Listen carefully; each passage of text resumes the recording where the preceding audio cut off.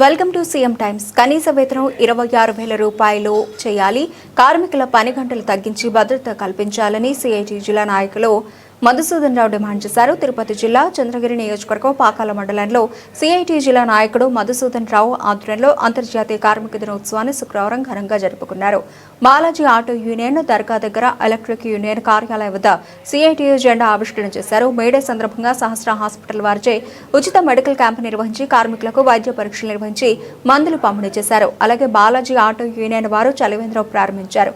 ఈ సందర్భంగా సిఐటి నాయకుడు మధుసూదన్ రావు, ఏఐటిసి జిల్లా కమిటీ సభ్యుడు ప్రకాష్ మాట్లాడుతూ అమెరికాలోని చికాగో నగరంలో 1886లో కార్మికులు తమ హక్కుల కోసం ఎన్నో పోరాటాలు చేసి అంతర్జాతీయంగా ఉద్యమం పెళ్లుబెక్కి కార్మికులు తమ హక్కులను సాధించుకున్న దినమని మేడే నిర్వహించుకోవడం ప్రారంభించారని తెలిపారు. ఈ కార్యక్రమంలో మురళి, నరేంద్ర, రవి, పంచాయతీ కార్మికులు, ఆటో కార్మికులు, ఎలక్ట్రికల్ కార్మికులు, వివిధ వర్గాల్లో పనిచేస్తున్న కార్మికులు తదితరులు పాల్గొన్నారు.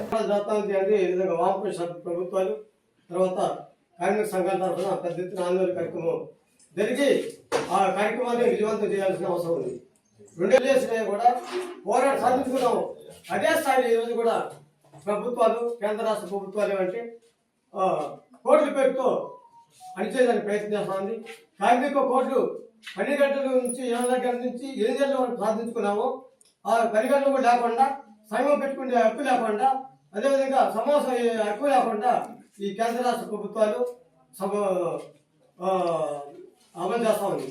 వాళ్ళు తై అంటే కాదా అంటే వీళ్ళు తై అనేసి పరిస్థితి అయిపోతుంది. కాబట్టి కేంద్ర రాష్ట్ర ప్రభుత్వ విధానాలను ఇప్పుడు వ్యతిరేకిస్తున్నాం మనం. అదేవిధంగా ప్రభుత్వం వెంటనే స్పందించి కేంద్ర రాష్ట్ర ప్రభుత్వాలు కూడా ఈ జనాగ్రహాన్ని మొత్తం మీద భారతదేశంలో చేస్తున్న మేడే కార్యక్రమం స్ఫూర్తిగా ఈ ప్రభుత్వం దిగొచ్చి సమస్యను పరిష్కారం చేయాల్సిందిగా విజ్ఞప్తి చేస్తున్నాం. అదేవిధంగా ఆర్య మాకు 4 కోట్లు తీసుకొచ్చేసింది గవర్నమెంట్.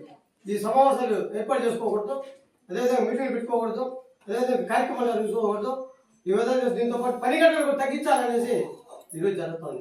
అదేవిధంగా ఈరోజు పంచాయతీ వర్కర్స్ కానీ, గ్రామ విఆర్ఎల్ కానీ, తర్వాత మన మిగతా వర్కర్స్ అందరికీ, బిల్డింగ్ వర్కర్స్లో ఉండే అన్ని వర్గాలు కూడా కనీస వేతనం కూడా లేకుండా ఇబ్బందులు పాల్చేస్తున్న పరిస్థితి ప్రభుత్వం కూడా ఇప్పటికైనా స్పందించి కనీస వేతనం 26,000 అన్ని వర్గాలకు, అంగన్వాడీ అయితే, ఆశా వర్కర్స్ అయితే, ముందు పంచాయతీ వర్కర్స్కు, అదేవిధంగా మిగతా అందరికీ కూడా మన దర్జీ కార్మికులు కావచ్చు, మన కాంట్రాక్టర్స్ కావచ్చు, మన బిల్డింగ్ వర్కర్స్కు అన్ని రకాలు కూడా చెప్తుంది. కానీ ఎన్నో ఏళ్ళ నుంచి పోరాటం సాధించుకునేది ఈరోజు బిల్డింగ్ వర్కర్స్కు వివాహం చేసుకుంటే డబ్బులు ఇస్తాము. అదేవిధంగా ఏదైనా ఆరోగ్యాలు బాగా కూడా చనిపోతే వాళ్ళకి ఆర్థికంగా సాయం చేస్తాము అనేసి వివిధ రకాలుగా చెప్తా ఉంది. దీనంతా కూడా ప్రభుత్వం స్పందించి సమస్యలు పరిష్కారం చేయాల్సిందిగా విజ్ఞప్తి. ఏఐటిసి జిల్లా కౌన్సిల్ మెంబర్ ఈరోజు ప్రపంచ కార్మిక దినోత్సవంలో భాగంగా పాకాల్లో మేడే కార్యక్రమం ఏఐటిసి మరియు సిఐటి ఆధ్వర్యంలో ఘనంగా నిర్వహించడం జరిగింది. అయితే కార్మికులు ఈరోజు ఎన్నో పోరాటాలు చేసి సాధించుకున్న హక్కులని ప్రభుత్వం, కేంద్ర రాష్ట్ర ప్రభుత్వాలు కూడా కాలరాస్తున్నాయి. 44 చట్టాలని 4 కోడ్లుగా విభజించి కార్మికులకు పొట్టగొట్టే విధంగా జీవోలు తీసుకొస్తుంది. అదేవిధంగా ప్రభుత్వ సంస్థలను ప్రైవేటీకరిస్తుంది. పెట్రోల్, డీజిల్ కృత్రిమ కొరతలు సృష్టిస్తుంది. అదేవిధంగా జిఎస్టీ పరిధిలోకి తేకుండా అధిక ధరలతో ప్రజలను దోపిడీ చేస్తూ ఉంది.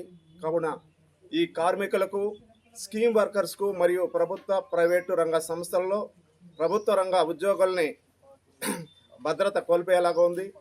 మధ్యాహ్న వర్కర్సు, బిల్డింగ్ వర్కర్సు వీరందరికీ ఉన్న సంక్షేమ బోర్డు నిధులైతేమి, స్కీమ్ వర్కర్స్కు ఉద్యోగ భద్రత లేదు. వారికి కనీస వేతనం కూడా లేకుండా ప్రభుత్వాలు నిర్లక్ష్యం వహిస్తుంది. ఈ మేడే సందర్భంగా మేము హెచ్చరిస్తున్నాం. కార్మికులు ఎప్పుడైతే పక్కదారి పట్టిస్తున్నారో, దోపిడీకి గురి చేస్తున్నారో, వాళ్ళ హక్కులు కాలరాస్తున్నారో, మీకు రాబోయే రోజుల్లో తగిన విధంగా బుద్ధి చెప్పడానికి ఈ మేడే సందర్భంగా రాష్ట్ర వ్యాప్తంగా పిలుపునిస్తున్నాం. సరైన మార్గంలో కార్మికులు ఆదుకోకపోతే మీకు తగిన రీతిలో మేము శాంతి చేస్తాం. అదేవిధంగా పాకాల్లో ఈరోజు మా కార్మికుల కోసం ప్రైవేటు సంస్థలైన సహస్ర ఆరోగ్య సంస్థ హాస్పిటల్స్ వారు కూడా కార్మికులను దృష్టిలో పెట్టుకుని సేవ చేయడానికి పాకాలకు ముందుకు వచ్చారు. వాళ్ళకి మా పాటి ధన్యవాదాలు. అదేవిధంగా ప్రభుత్వాలు మాత్రం నిర్లక్ష్యం వహిస్తుంది. కనీసం ప్రైవేటు సంస్థలే ఉచితంగా వైద్య శిబిరాలు కార్మికులకు అందిస్తున్న సందర్భాలు మనం కంటి ముందర చూస్తున్నాం. ప్రభుత్వాలు కూడా అన్ని రకాలుగా ఆదుకోకపోతే రాబోయే రోజుల్లో తగిన విధంగా బుద్ధి చెప్తామని ఈ సందర్భంగా హెచ్చరిస్తున్నాం.